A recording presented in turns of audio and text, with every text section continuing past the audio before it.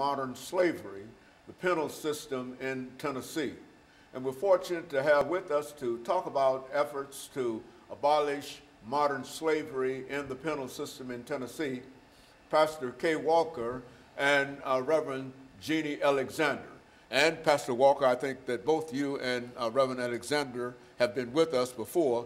And let's start off this show by having the two of you give us some information in reference to your background, your education, and some of the things that were important in terms of bringing you to us this morning.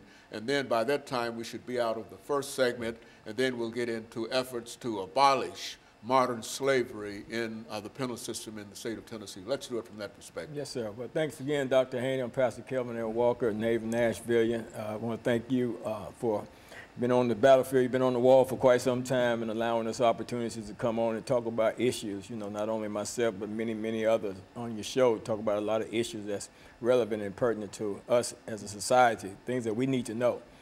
As I said, I'm a native Nashvilleian, born here in Nashville, Tennessee. Went to the public school systems up until a point. I made it to right at the 10th grade. My first couple of weeks into the 10th grade, I got put out of all the school system in the state in Tennessee. And from there, I went to the Navy. I got involved in some trouble, ended up in the Navy. Did a short period of time in the Navy. Got out of the Navy, went through OIC, Opportunities Industrialization Center, got a GED there through a 6-month program. From there, I did a few studies at Tennessee State University back in '75, '76.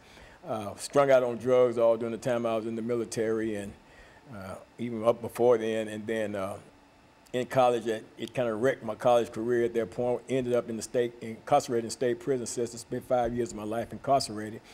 I was a criminal, so I was supposed to be there when I was there. But I don't have a degree in anything, but I have so many different life experiences, and especially things that will bring me to this stage today to share with you and your audience what I believe to be important information. Very good. Reverend Alexander, JALexander, let's give you an opportunity to tell our audience something about yourself. Sure. Well, Dr. Haney, it's always a pleasure to be here with you and Pastor Walker. I really appreciate this. My background in a nutshell is that I am an attorney and a minister, so it's double trouble. But it's interesting. What I never expected to have happen in my life was to work in a prison.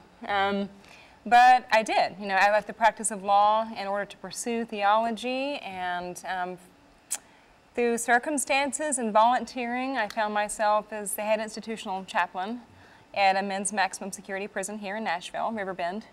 And that experience, talk about education, you know? There's no education like being on the inside of a prison for years. It really teaches you what you don't know. And you know, what it taught me was that an approach to reform or to improving a system that is always from the top down and from the outside looking in is an approach that's destined in some ways to fail. So it was working with families of prisoners and the people on the inside